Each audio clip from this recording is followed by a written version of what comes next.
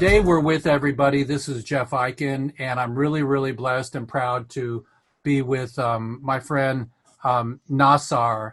And how do you pronounce your last name, Nassar? Nasser, but you can also, the real name is Nasreddin, but it's a little bit long, so everybody calls me Nasser. And your Nasser. last name is Hassani? Hassaini, yeah. It's a Moroccan last name. Hassaini. Hassaini, yeah, you got it right. Okay, Hassaini. okay. If you can do the H. Well, Hassaini. I used to live in Holland, so I learned to and I speak Hebrew. It's an Arabic name, so Hassaini. Hassaini. Well, yeah, but the trick for my last name is just forget about the H, go for SS, Saini. Saini, okay. And then here you go. Well, we're with NH today. We're with Nasser Hassaini, and we're really blessed to be part of the solution. Everybody, as everybody knows, my show here, and thank you IBM.TV for sharing this globally. We're in Portugal. We're in Uruguay, where Portugal decriminalized all non-pharmaceutical drugs about 5 years ago.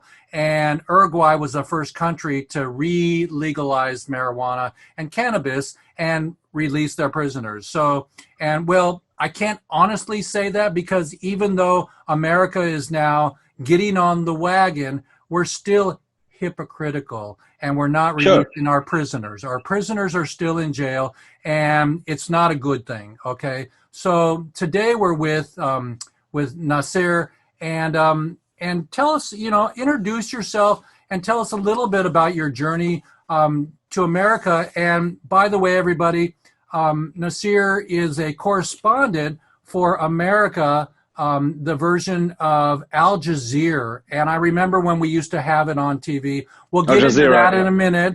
So Al Jazeera, and that's a news program. And I think in life, we take on our jobs and our pleasure to be the medicine, to tell the story like it is. So tell us a little bit about what brought you to America, how long you've been here, your story, and what you really do for Al Jazeera. For Al Jazeera, I'm a correspondent. I'm a correspondent for the U.S. Sure, I don't do it in my stories when I write stories and news. I don't do it in English. I do it in Arabic. So we have a worldwide public, a worldwide viewer speaking Arabic. So Al Jazeera is number one. It's like the CNN of the Arab world, basically. This is the news source, the most credible. This is the station that everybody turns to. In the Arab world. Al Jazeera, at least, to my knowledge, has like some 45 million viewers around the world. So I'm based in Washington, D.C. I'm a correspondent in the U.S. So my story, the stories I write, the news I write, they're all in Arabic, of course, for that audience, but it's the American life we tell these people. We tell them about democracy, how it functions. We tell them about elections. We tell them about the president. We tell them about the opponents. We tell them about the wars in Washington, D.C. We tell them when we can, when it's possible, all the stories from America, good, bad, ugly, doesn't matter. If it's news, if it's a story with a human dimension, yeah, go for it. Al Jazeera will do it for sure, for sure. What are the rules with Al Jazeera? What do they give you free reign? Absolutely free reign. Absolutely. As long as you have a story that stands, politics or a human feature story, then yes, go for it. But it has to be balanced. It has to be objective.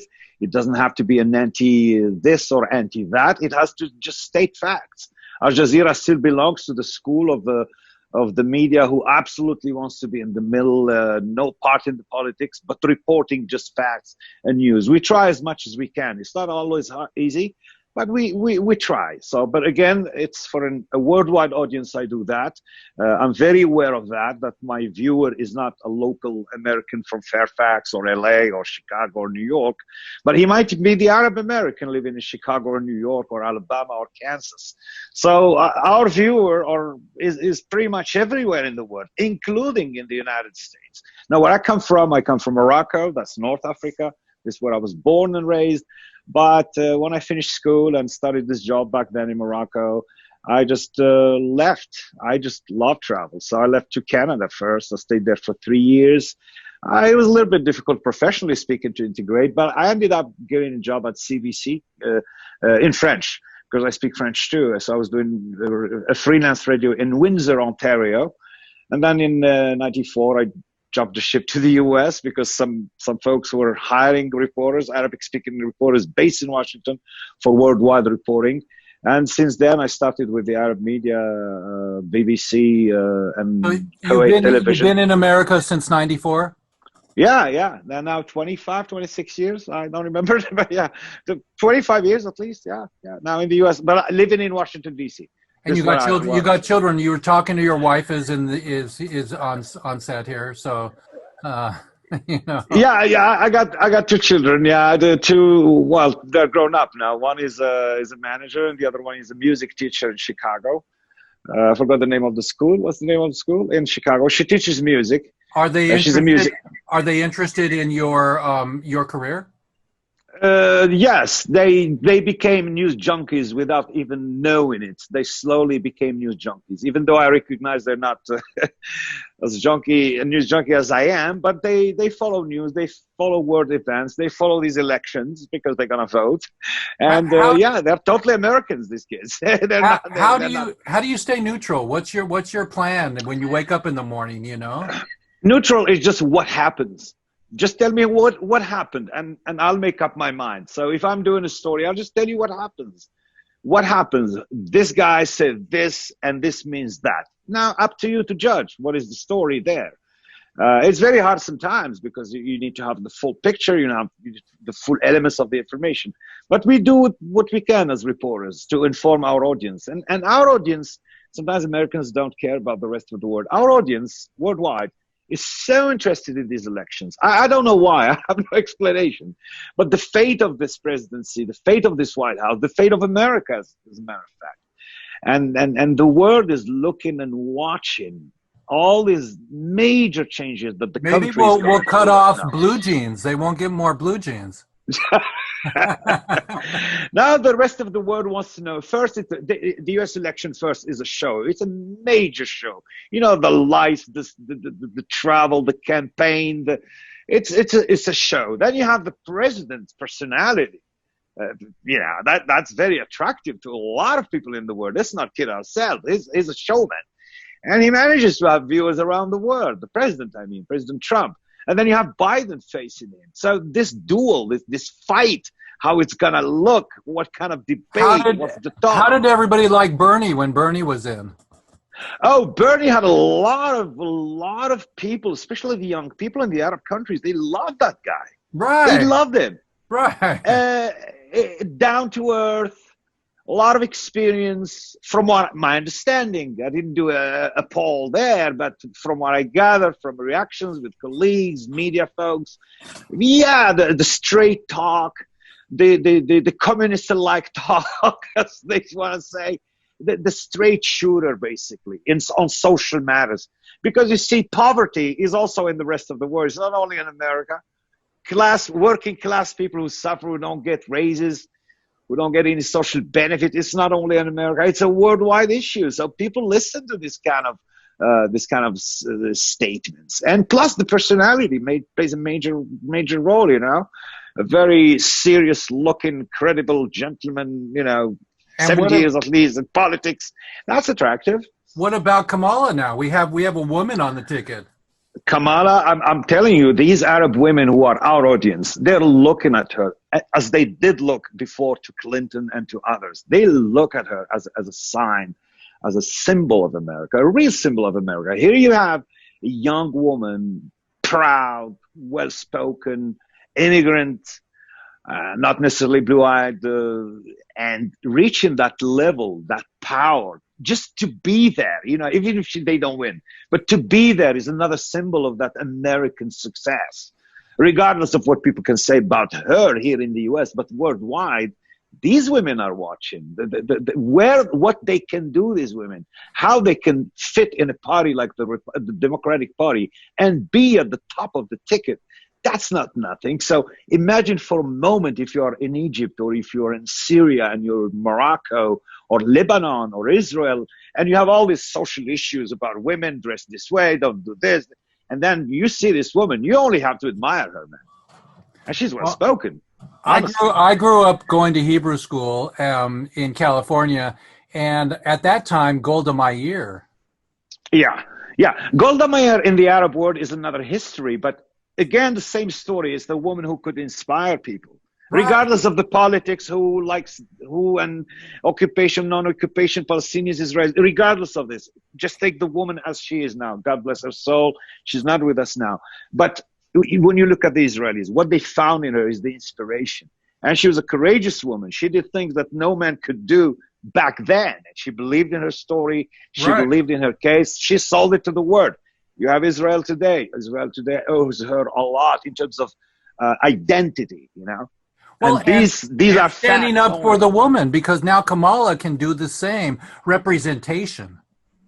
Kamala can do the same if she's allowed by her party. Her party has to give her some space to be allowed to kind of go beyond the red line of politics and let her access, reach women, minorities. And why minorities only? American women. Why are we like that in the media sometimes? No, women in America need such a symbol.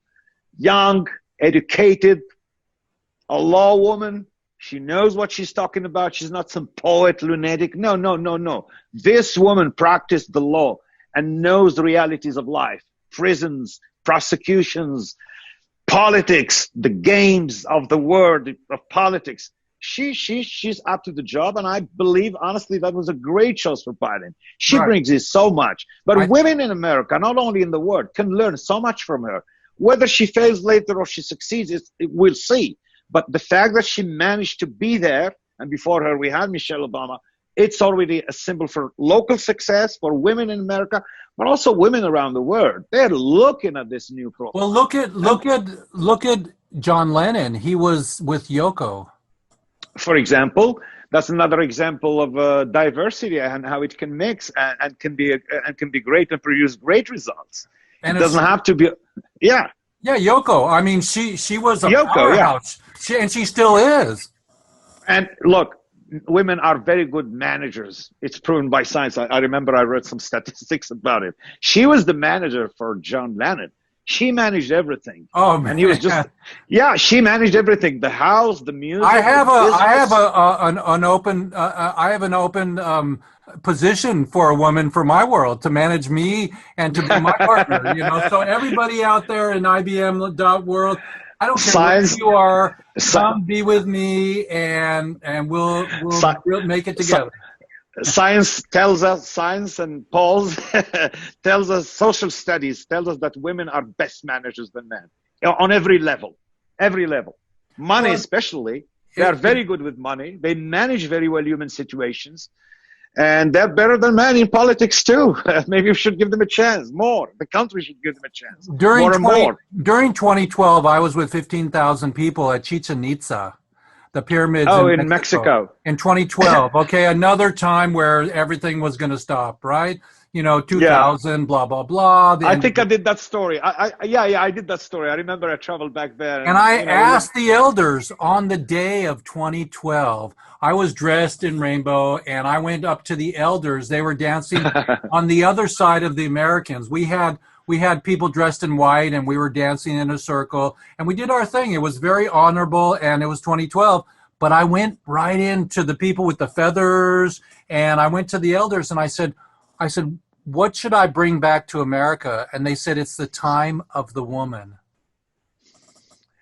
Yeah, I mean, historically, we're living those moments, and probably in Michelle Obama, now Kamala Harris, before that Hillary Clinton, Ginsburg, God bless her soul, the judge, Supreme Court judge. I mean, right. and all these fancy women, regardless if they're on the Republican side, the Democratic side, it's America and what America produced right now. I hope that they will succeed, and that they prove everybody wrong, that they can manage. Well, crisis issues. I'm not and my show, we don't talk about conspiracy very much. We like to understand, but one of my biggest questions around the world, and being able to talk to you, somebody from another country, is very interesting, about the division bell, the bell that rings that everyone who is a gentler soul in politics, they think that there's somebody trying to divide us. There's somebody trying to divide us. You know, what is the truth there, or your truth?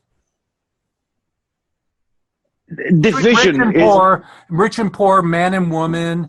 You know. Yeah, these divisions are everywhere. Really, really. It's not only an American issue. If we're now in the U.S. and we talk about it, you go anywhere in the world, literally every society or country I know that I visited, I worked with: Egypt, Morocco, Sudan, Mexico, Ukraine, Belgium. I've been to all these countries doing stories and living there. And everywhere you go, you find this kind of what you call divisions. These are social issues that are there because our societies are growing.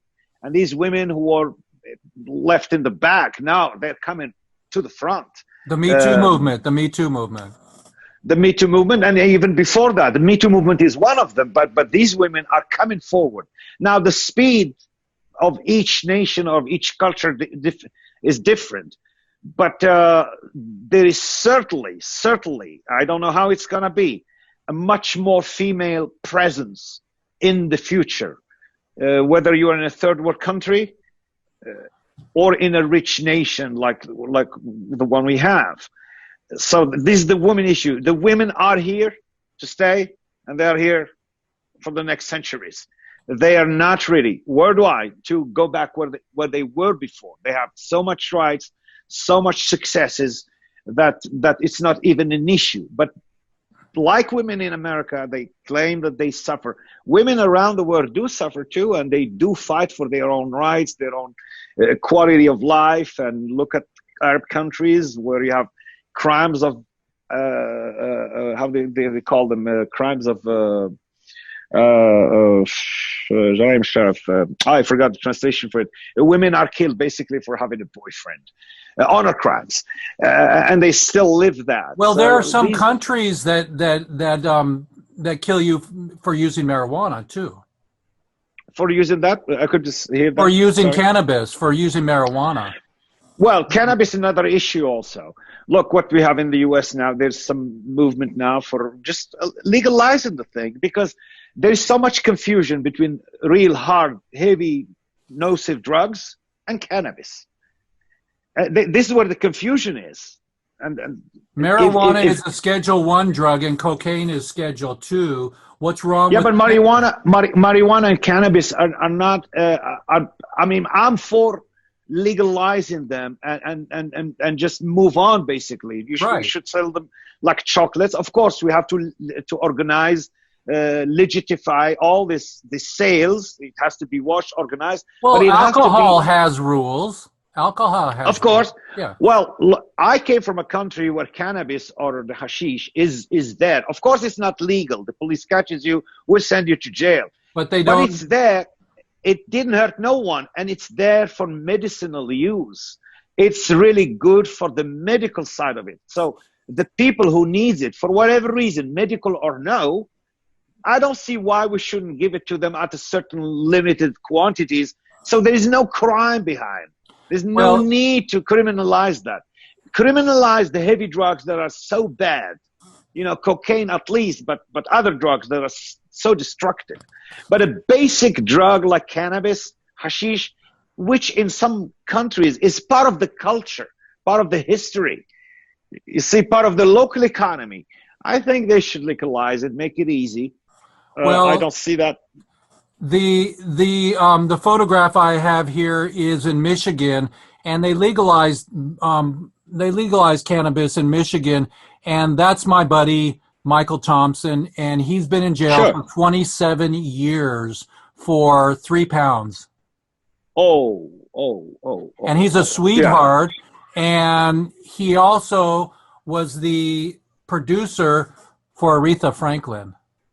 The singer, the lead singer, But I'm just saying, he's an important and a beautiful soul, and he's in jail for life for a plant, for marijuana. And there's 33 states now that have it legalized, and it's the hypocrisy of the whole thing. My movie is here. You know what? Let's watch my trailer, and then you'll get more of a introduction to what I'm doing here. So I'm going to share my screen with you, and I'm sharing here now, and I'm going to put my trailer on. Boom, and here we go.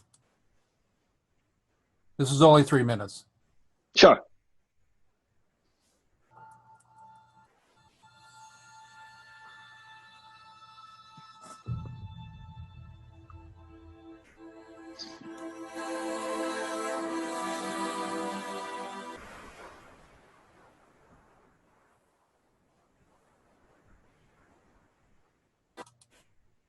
This is Tommy Chong for Lifers, the movie. Thank you, Jeffrey, for coming today. Thank you for giving people like me a voice. This is Kirsten for Lifers, the movie. Free the people, free the planet.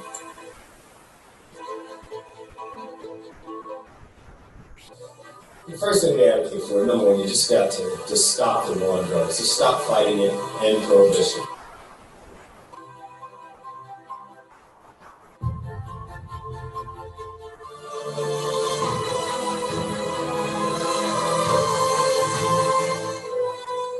Nonviolent criminals should be locked up. Give them probation, community service. The end destination is not reform, but it is really transformation. Yes. And that transformation means that we create a new kind of world in which the racialized hierarchy, the ways in which capital is used to disempower people as opposed to providing people with the quality of life that we all deserve, has got to be the end destination.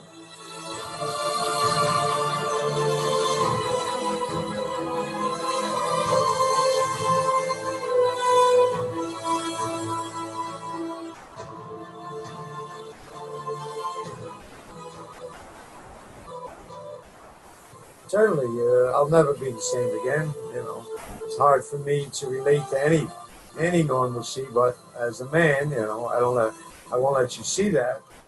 Thank you, Mr. President, for clemency. Thank you, Mr. President, for clemency. Thank you, Mr. President, for clemency. Thank you, Mr. President, for clemency. Thank you, Mr. President, for clemency.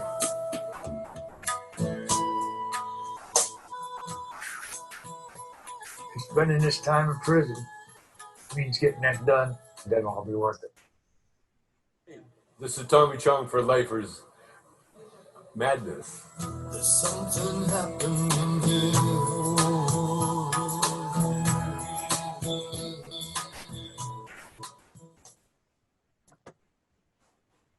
Okay, let's get this out of here so I can go boom and pause this and go back and come back to you, stop share.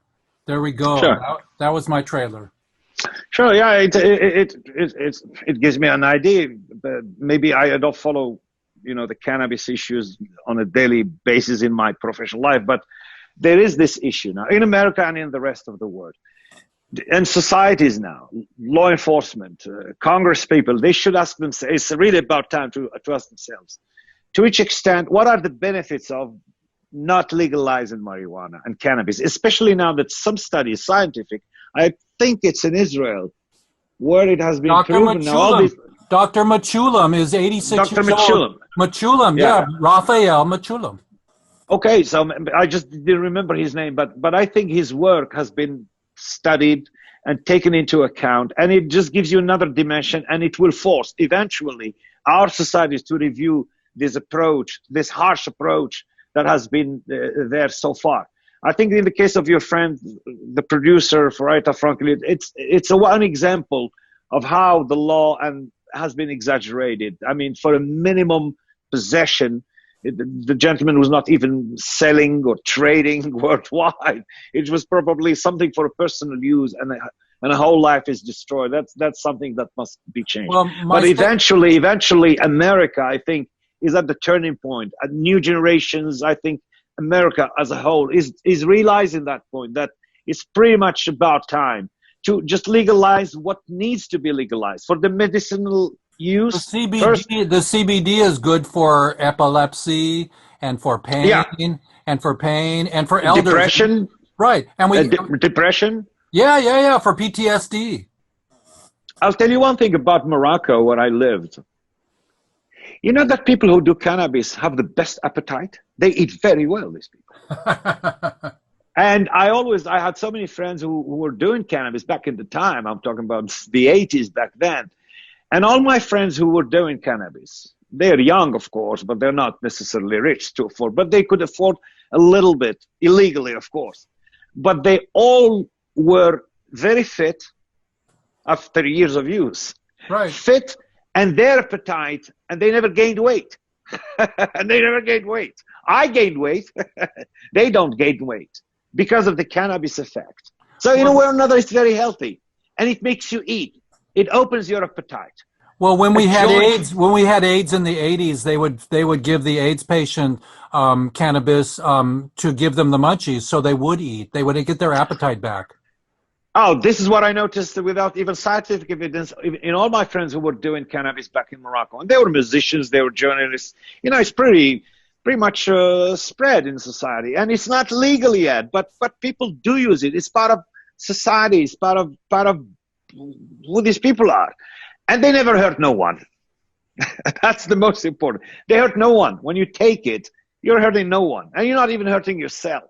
Science now is proving slowly and diligently that cannabis or marijuana has actually more benefits than what was thought about. And then I think society will slowly. In DC now, I think it's legalized. I can be here and there, and I can smell it around. It's totally legal. It's been legal since I was there in 2015.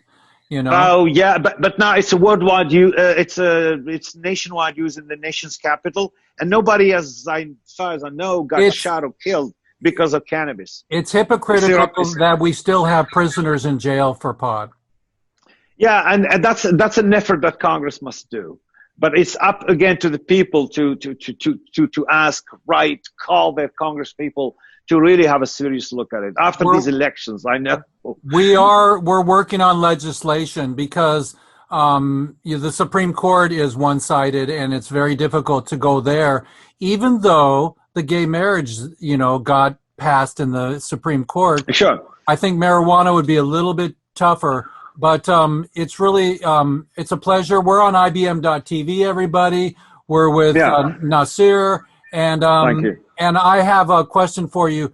Thank you so much for giving us your opinion about about our prisoners that should not be in jail, and no more private prisons, and nobody with nonviolence should be in jail. We need to reform our prison system globally. And once we release marijuana off the Endangered Species Act, I mean that it's a Schedule I drug globally, and we decriminalize it and we re-legalize it, the medicine can get to the people, and it's softer than alcohol.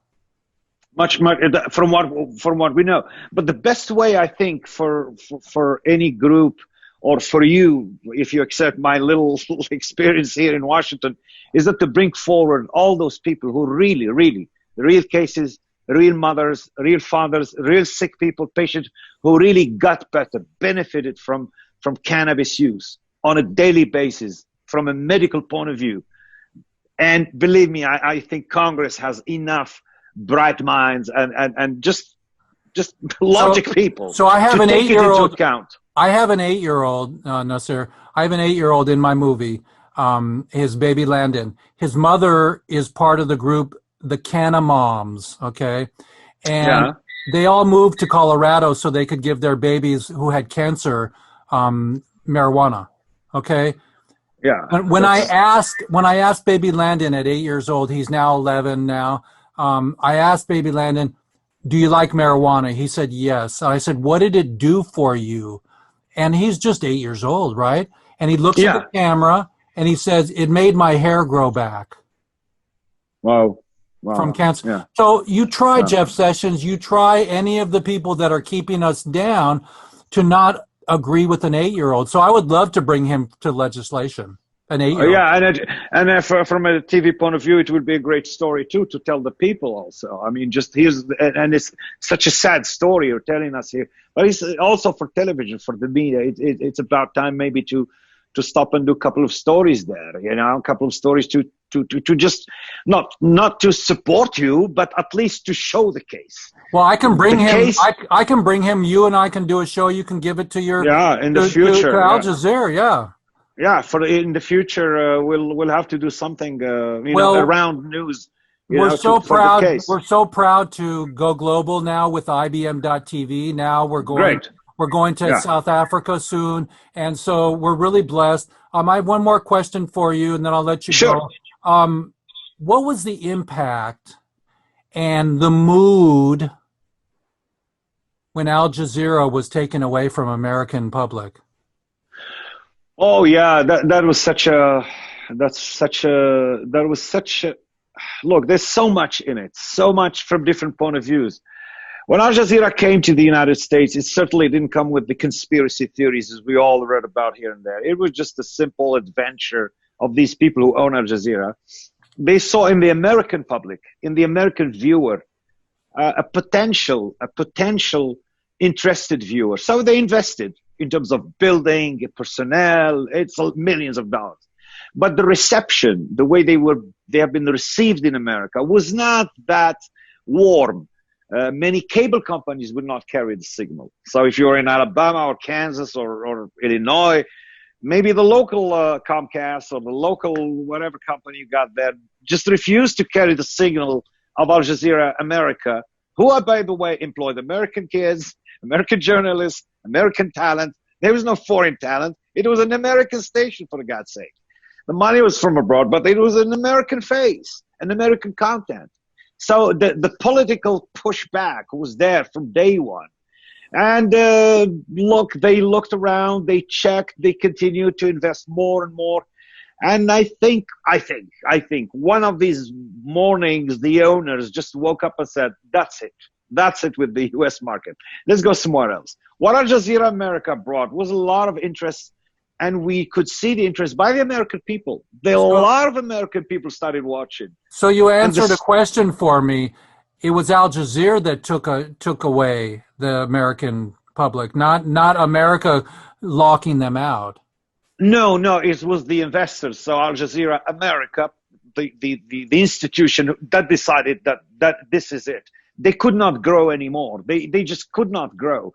Even though they did their best, everything was done legally, and they spent millions, I can tell you. I loved watching it. I loved watching it because. Oh, you were watching Al Jazeera America? Oh, you were watching it? Yeah. Okay. I loved watching it because I listened to the BBC. I listened to Democracy Now. I listened to I listened to this and that, and we can only listen to so many things. But because I lived in Europe for 2 years in the 70s, I lived in the Netherlands, in Holland. I was an exchange student. I got accustomed to being a global human. And Al Jazeera America brought in American content because you remember Ali Velshi and other anchors from different networks. They joined Al Jazeera America. They thought it was a good project. Not because of the money. They joined Al Jazeera America because they thought it was a worth it professional experience and professional sequence in their lives. Ali Velshi, a famous MSNBC now, next CNN. Leon Chan, another anchor. Soledad O'Brien, all these guys, they were there, and they were just producing American content, and the Americans loved them. That's the crazy thing about it. So what's the dream? What's the dream? Are we going to get it back? I doubt the owners, the Qatari owners would do it again, because the pushback was political. It was not from the viewers or the public opinion. It's much more the politics, the political machine of Washington that was at work there. For whatever reason,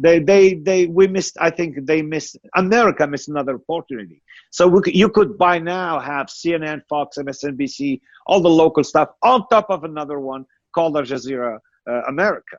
And it's a missed opportunity, I think, for everybody, for both sides, both the American viewers or the American public and Al Jazeera, who could not penetrate That's the key word. Penetrate the market. It's a huge market. Guess and what? Al Jazeera. Guess what? We'll have a little Al Jazeera every time you and I get together. We'll have you on every couple months, okay? We'll bring you back. That'll be fun, and we'll get Al Jazeera America with the Weed Wednesdays, and we're going global, everybody. And we're with us there. Say hello to your wife, and I hope she's got a good flavor in the in the hookah. In the hookah, yeah. She's Lebanese. I didn't. Okay. She's Lebanese, so she's Lebanese. She's very faithful to her tradition. I was in Portland. I went to a hookah bar, and they said, "What flavor do you want?" I said, "Blueberry," and they go, "Okay." And they played music, and we just had a little, She has her own flavor. I think my wife has this mint or grapes flavor. She likes grapes flavor. Yeah. Well, we'll get her some CBD for the hookah, Okay. That would be a good idea. Let's try it. Well, I have one more question here. Let me put my glasses on here, and we'll let you go here. And then I get to go back to my game. Sure. Oh, number 5 here. You may ask me any questions that you're interested in. Ask me a question. I was wondering if you could tell me what you're feeling now about this Middle East process between Dubai and Tel Aviv, United Arab Emirates and Israel. They're normalizing relations, which is a good thing.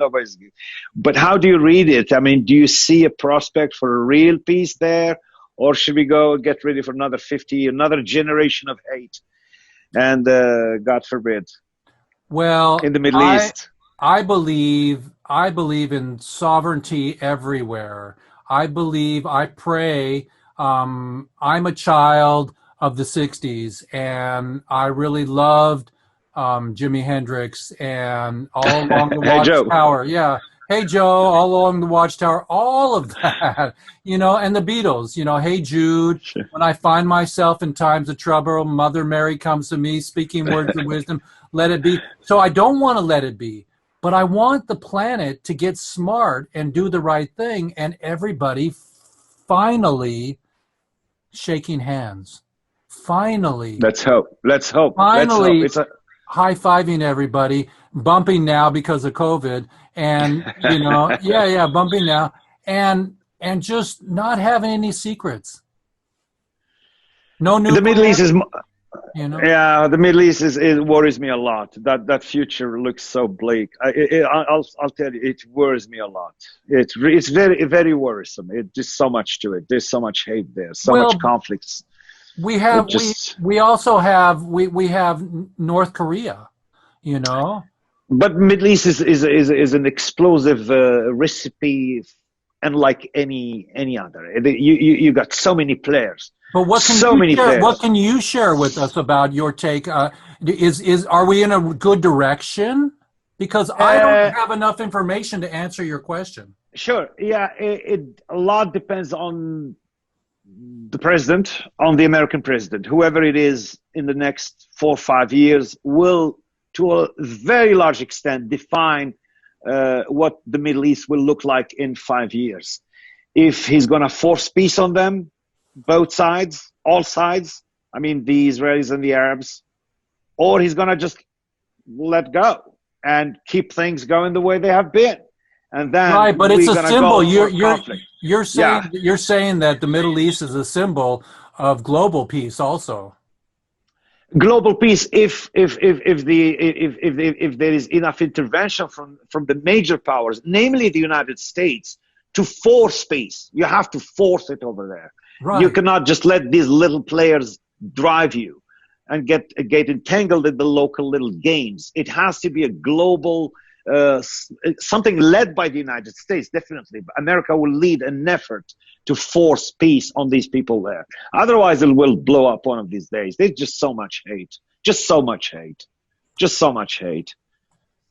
Well, I grew up a Jew, and I grew up in Hebrew school, and I grew up studying what not to do. I studied, the World War II and Auschwitz and, and what they did to my people. And not to say other people, there were other groups of people that were even slaughtered more than the Jews, you know? Yes, sure. And so we have to teach. We have to teach history to the children so we don't repeat it, you know? Jeff, there's little detail I wanted to add before finishing with you, because that's the conclusion I know you want to conclude. In that same black, dark Middle East I just described a little bit, right? There's a little hope. This young generation of kids.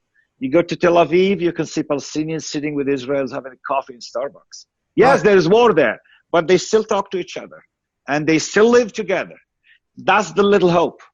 That's the little hope. This new generation of kids, with cannabis or not, it doesn't matter, who are ready to talk to the others and share, and maybe tomorrow give us just a new Middle East. I don't know. That's like the only hope. The new generation.